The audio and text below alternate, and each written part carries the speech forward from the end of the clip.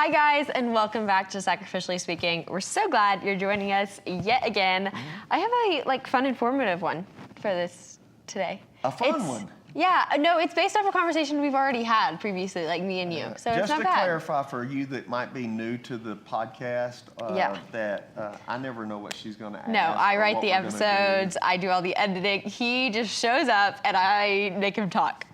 She makes me talk and gets me in trouble and causes all this hate comments. It's fine. It's fine. All right, are you ready? Yeah. We're going to talk about the money behind, not like money as in prosperity gospel, money like money management, church money, pastoral money, those kind of things. You'll see.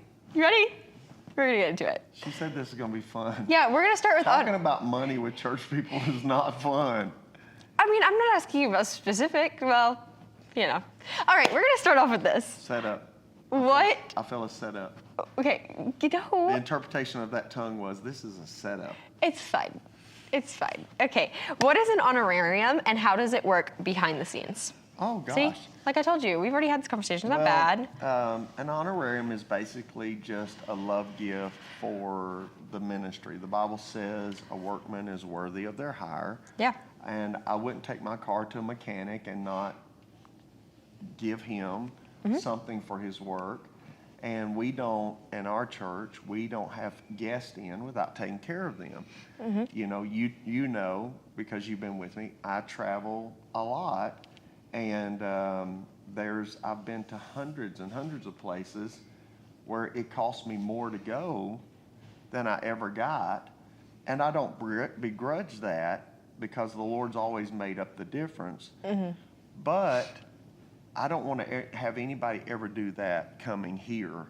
And I have never done that. I've always been extremely generous. I think it's wrong to ask our people to be generous in areas to the church, and then we're not generous to guests. And then the honorarium, the amount of the honorarium is based on, can be based on various things. Number one, it can be based on what the resources are, right? So I never have a guest in if our resources are struggling and I can't take care of them. If I can't take care of them, I just tell them, hey, right now, financially is not a good time for us to have you in.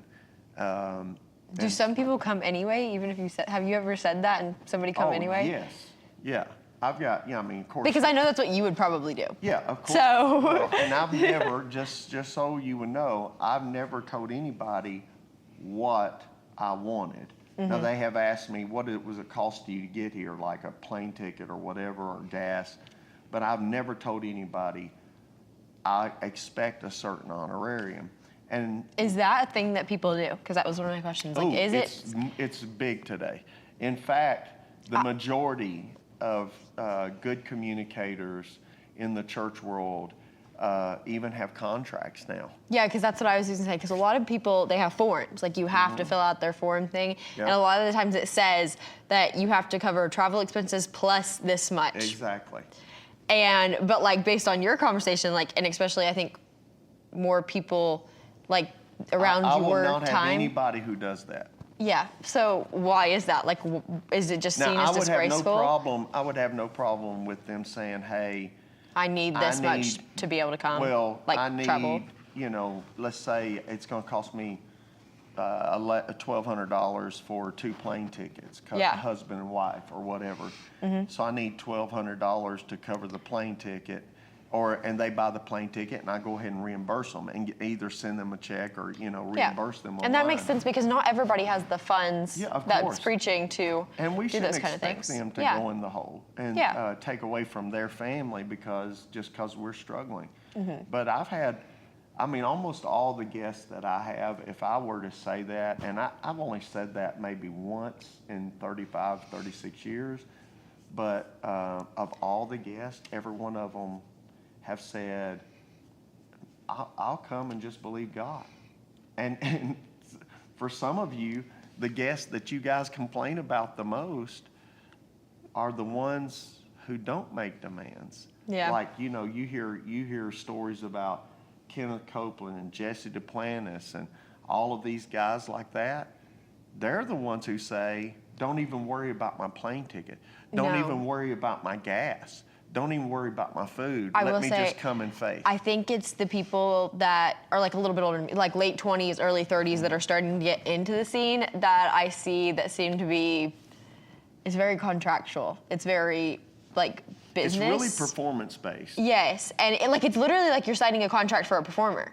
Like when you look at their forms or something. It's and exactly how it reads. And that's really interesting to me because you wouldn't do it that way. Like if I ever did something like that, you would be like, "What are you doing?" Yeah. You would be, Now, if I have a music group that comes that's in, normal. They're performers. Then they're, they'll tell me, hey, this is our minimum. Yeah. Because, and usually they're very kind about it, and it's because, hey, we've got 4 singers and 4 band members, that's 8 people. And then they got their tech guys. And we have to pay them. Yeah. I mean, they've got to make a living. They can't just come for nothing. Mm-hmm. And then you can't just depend on the church offering, because I'll just tell you, a lot of times, you even our size church, you take up an offering for a guest, which is shameful, and they will give like maybe $1,000, and it really, they need $5,000, $6,000, $7,000 or $8,000 for this group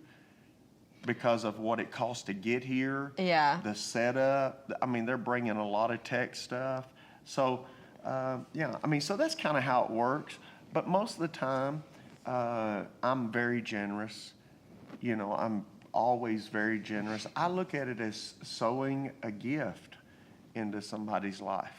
Mm-hmm. So how do you determine how much you are going to pay a specific guest? I know travel's one. We've kind of already I have a discussed that. pretty standard gift that I give. Yep. If they're going to be here just one service versus multiple services. So I have a pretty standard gift there. And then there's sometimes they get here and I feel like the Lord speaks to me, and sometimes he'll do it to me and Pam both, or even my elders, and they'll come to me and say, I feel like this is what God's putting in my heart to give this ministry. Yeah, makes sense. So it's more just a basis by basis thing. There isn't really kind of a formula to it. Right. How do you personally respond when you feel undervalued? Let's do it that way. Do you care? It bothers me. I'll be honest, this will be shocking to your listeners. It bothers me, not for me. Because I'm a blessed person and I manage our stuff well. It doesn't bother me for me as much as it bothers me because I understand that the church doesn't have a certain comprehension about kingdom dynamics. Mm-hmm. And as a result, it hurts my heart because I know the pastor is not going to be able to lead that church beyond a certain thing. In other words, if you don't value people, and I'm trying to say this in the best way I know how, if you as a pastor aren't willing to honor somebody, then that church, that's a seed that flows down. That mindset flows into the church, and so as a result, they're not going to be honoring to him or honoring to.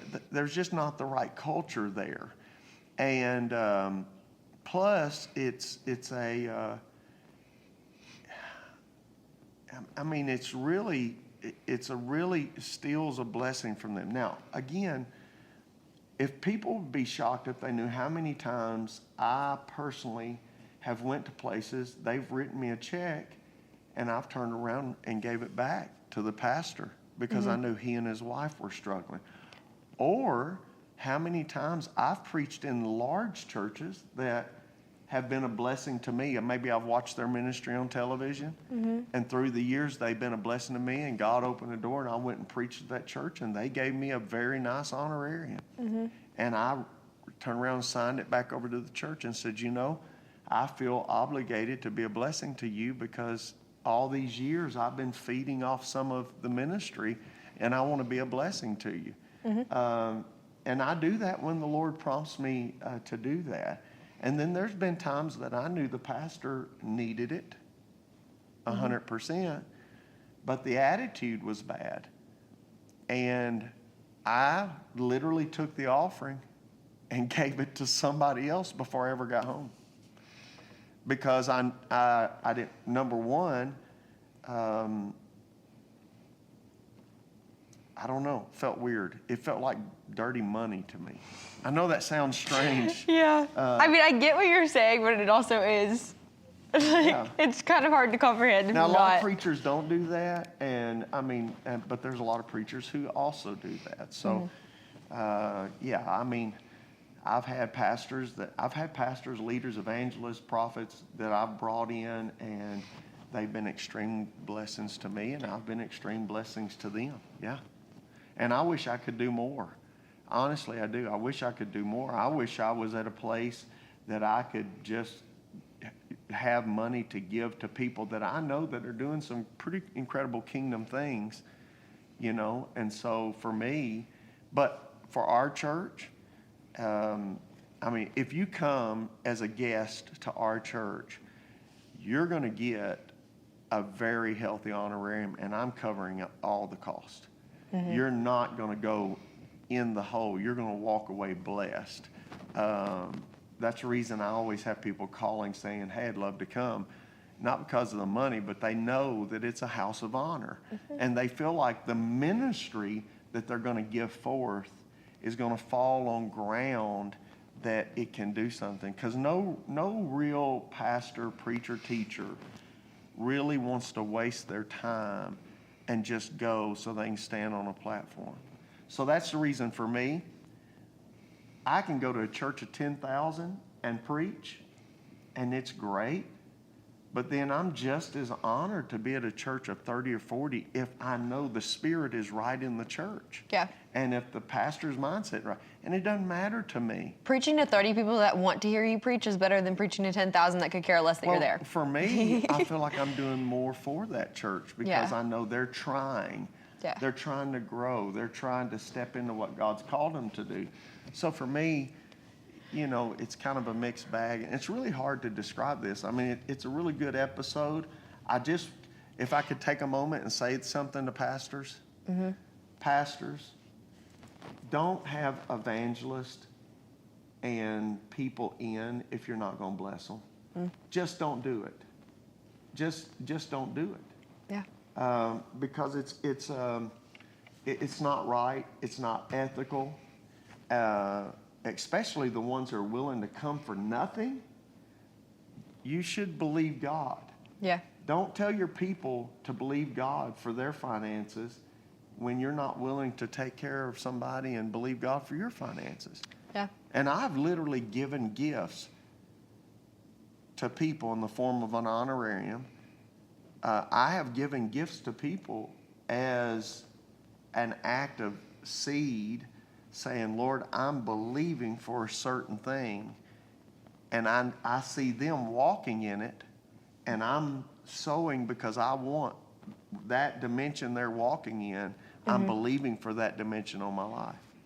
And I totally believe in that.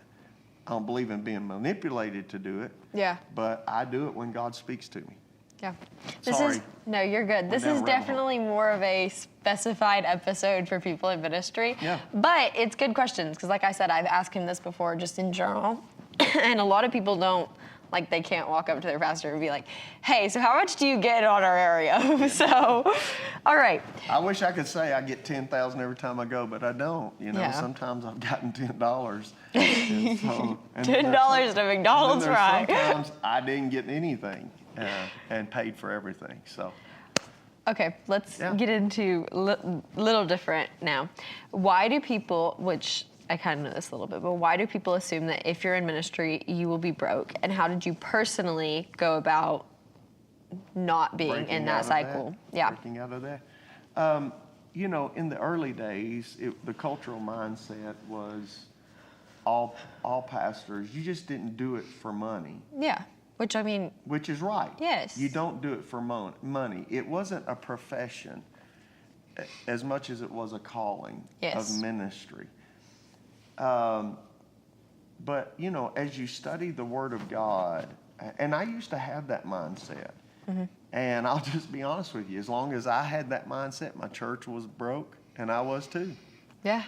Because there was never enough, because I had a never enough kind of mindset. And actually what happened to me is I went to a service. This is when it started for me. I went to a service, and the Lord, in our time of prayer, private time of prayer, had spoken to both Pam and I and put it in our heart that we were going to be on television. And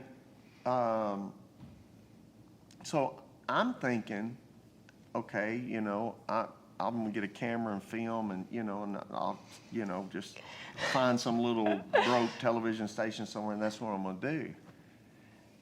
This man is up preaching, and he's preaching about, you know, believing God and faith, and he's not even preaching about money. That's not even the topic. He's preaching about faith, the lifestyle of faith in general.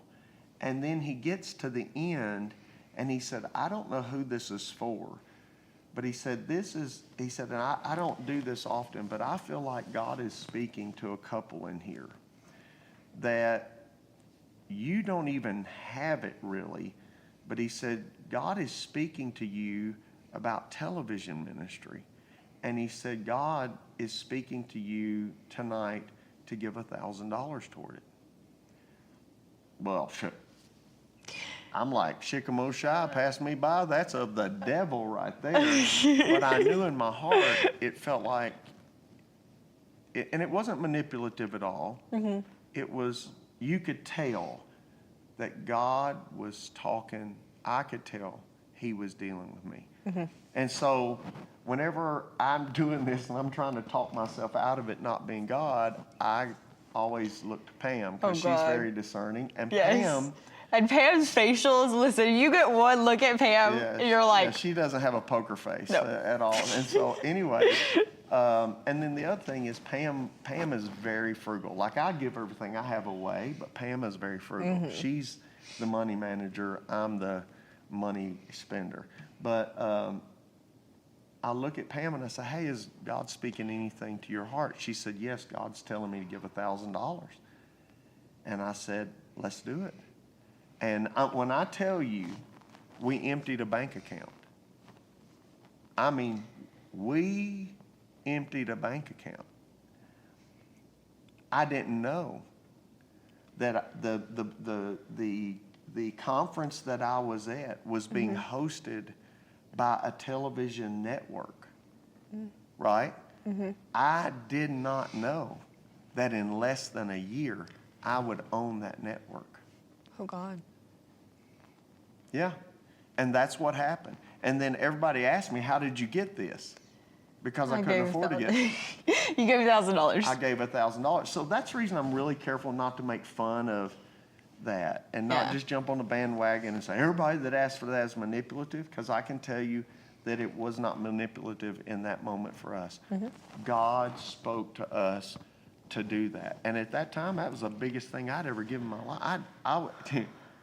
You were lucky if I was the $100 man. I mean, you've heard of the Marlboro man? I was the $100 man. And so $100 was a big gift. So for us to give $1,000, and we've always been tithers and givers in our church, and this is outside of church, and I'm giving $1,000, well, all I can tell you is it broke the back of lack. And when it went, and I don't know what happened, I can't even tell you, but when I gave and stretched my faith, and then I saw God do such demonstrative things, and that wasn't the only thing that came out of that. Then I started realizing, hold it, I can give my way in. I make my living by giving. That's when it dawned on me. I make my living by giving. And then I started doing what the Bible says. test me in this. So I'd take money and I'd go give to the poor. And then I'd say, okay, here's a test. Here's a test. I know that sounds really carnal to some of you people. I say, here's a test. And next thing I know, this huge blessing would come to me. And I'm like, so I can distinctly remember a person who was impoverished, a lady who was impoverished that nobody wanted to help. And I went privately and took several hundreds of dollars to this lady who was a widow. And she's broke. She has nothing. And I felt like God was telling me, go visit this widow that doesn't come to my church and give her this money. And I did it. And the next thing I know, within 30 days, I was invited in to be a part of a business that in the next 90 days, 90 to 120 days, made me almost $80,000. And it was, and I know beyond a shadow of a doubt that what I did for that widow, God gave back to me, good measure, pressed down, shaken together, running over. He calls men to give back to my bosom. And I can just tell you, Havana, I have seen God do that. I have lost count, millions upon millions upon millions of times.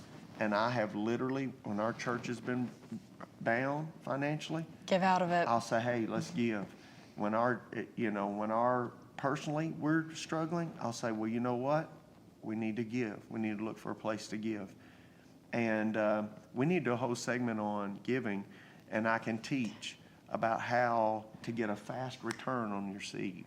Yeah, they're gonna love all this money talk. Once every time we film something, we gotta do with money. Somebody's got something to say. Something's so we gonna might as talk well about just it. go with it anyway. Well, I mean, nobody talks about money. And it's important. And again, if you want to stay broke, stay broke. It's not. I could care less. Okay. Whatever you want to live like. What financial systems or tools do you think you should have in place as in ministry as a leader? Because I know you have some of these things. So I'm talking I know you have a line of credit you can pull for church. You have, those kinds of things to set you up, but also set the church up, because I know you guys kind of steward that as well. One of the things that really bothers me is when we try to say we represent the King of Kings and the Lord of Lords, we represent the kingdom of God, and we don't have a good name when it comes to our credit.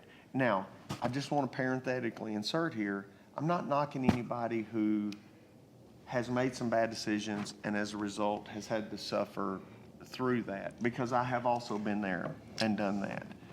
But all you have is your name and your credibility. So I have never been late on a bill in 35 years, whether I had 11 people or thousands of people. I've never been late on a bill. I've never, ever got myself in that situation. And I believe in, being credible in your money. So I harp on this a lot. And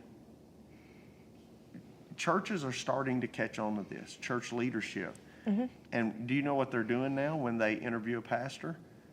They're taking a credit application and pulling their credit scores to see if they're faithful with their money. I don't blame them. Now, why is that? Because the Bible says if you're faithful in small things, God will make you rule over much. If you're faithful with unrighteous mammon, He can trust you with true riches. Yeah. So why in the world would they want to hire a pastor or a leader to be over people spiritually that has no credibility financially? Well, it's not just that. You also lead the church financially. If you can't steward your own money well, you sure ain't gonna be able to steward the church money well. If you can't manage your own money, you will mismanage the church's money.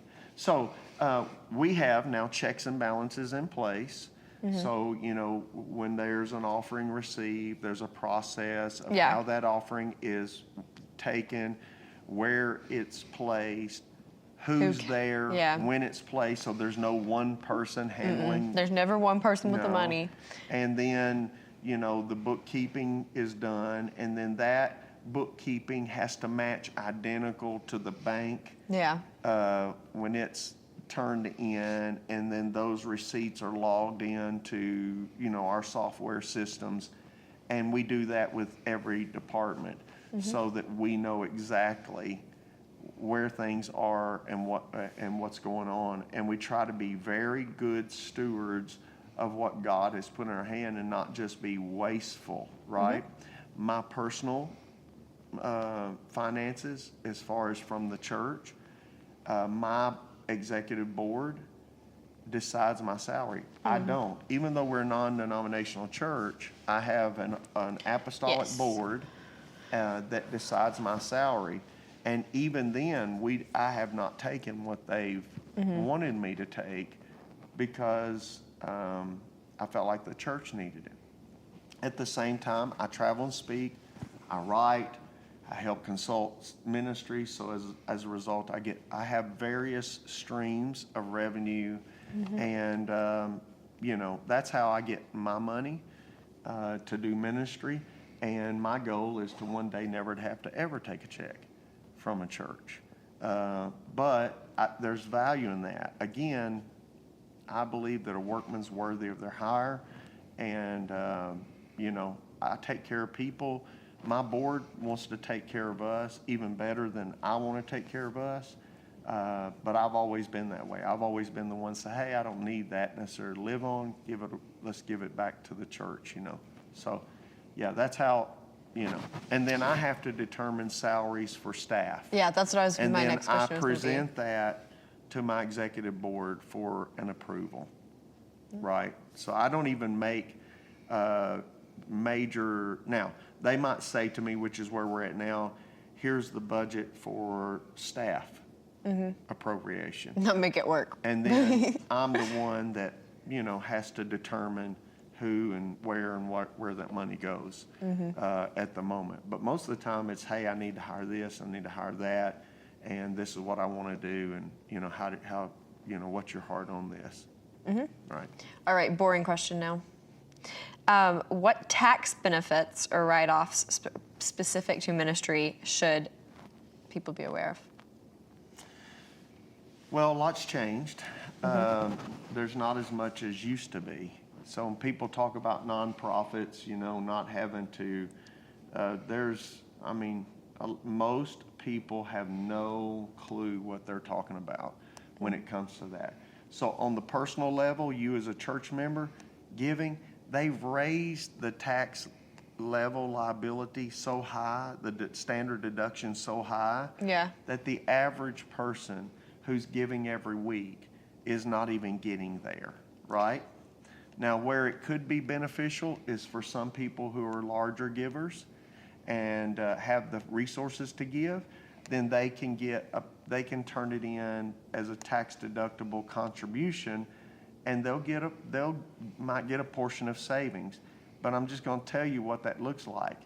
Even, let's say that they're able to turn in $40,000 of contribution, it might save them $1,500 on a tax bill. So it's not, they're giving way more than they're getting, right? It's not like people think it is. Where it can be beneficial is the bequeathing of properties, right? That could be a big benefit. Certain assets, that could be a benefit. But even then, most of the time, it's not like what you think, right? And then I can't just, let's say you give me a piece of property, I can't just say, well, I'm going to give you a tax credit of giving credit of $1 million for that property. It has to be whatever it's appraised for. I have to have it appraised. Yep. I have to have it surveyed and appraised, which is about which costs $4,000 to $5,000 minimum. Yeah. And then I can only give you what the appraised market value is. That's it. I can't give you anything more. Okay, so it's not quite like it used to be, and the good part is when money is given to a church, we don't have to pay revenue taxes on that. Yeah. But the other side of that is we give a lot of money to the community that other organizations do not do. Yeah. So we do things for schools and homeless and that nobody else is going to do unless the federal government gives them a grant. And so if you take all of the nonprofits out, their money out of the flow of the economy helping people, and you just say, well, you know what, let's just tax them, and you take a big portion, let's say 35%, 40% of that goes to taxes, you just stole that money from schools, from the homeless, from feeding shelters, from, yada, yada, yada. It goes down, right? So I want people to understand it ain't quite like they think it is when it comes to that. That's really, used to, it was different. Used to, when the tax liability, the standard deduction was much smaller, it was beneficial. Now it's not as beneficial as it used to be. And all the business people right now, I promise you, are saying, yes, that's true. Yeah, taxes suck. I hate them. Anyway, okay, final question. If you could go back, what financial advice would you give yourself when you're just starting out? When I was just starting out? Yeah. I would have immediately put probably $1,000 to $5,000 as quick as I could into some kind of market investment to let it grow. The other thing I would tell people is real estate is always a great investment. And buying land is spiritual, and I don't have time to go down that path. Territory is a spiritual thing. And so land ownership, acquisition is very vital.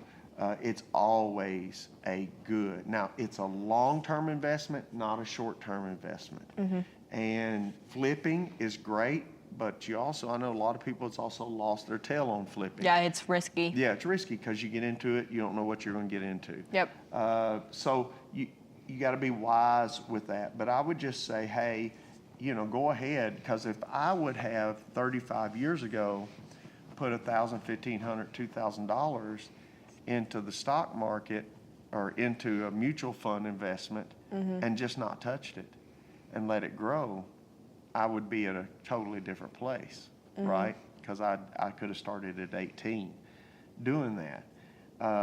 So for those of you who are young, invest early. Find somebody that's wise, that knows what they're doing with that. Don't just trust anybody. Somebody with a track record. Invest young, invest early, and, just keep adding to it. So here's what I tell people. Live off of, I give 10%, save 10%, right?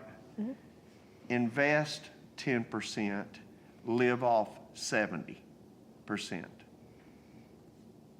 If you'll do those three things, you'll be all right financially.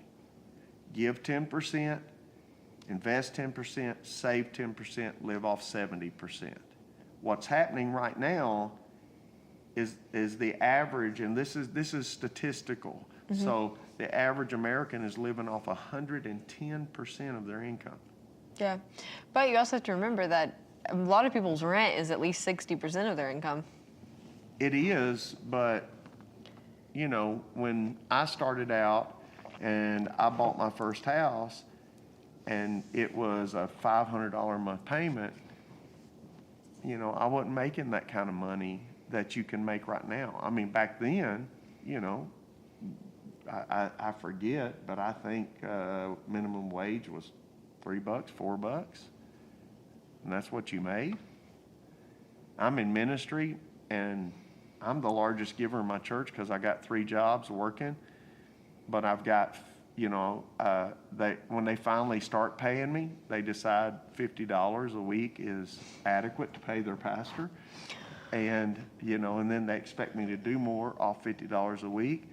Times have changed, but everything is kind of scaling, okay? And so inflation right now has made things very hard. That's the reason that you guys, as the younger generation, need to learn about what causes inflation, what comes as a result of it, and then y'all need to get civically and politically involved, because, politicians' decisions, unfortunately, are controlling some of that.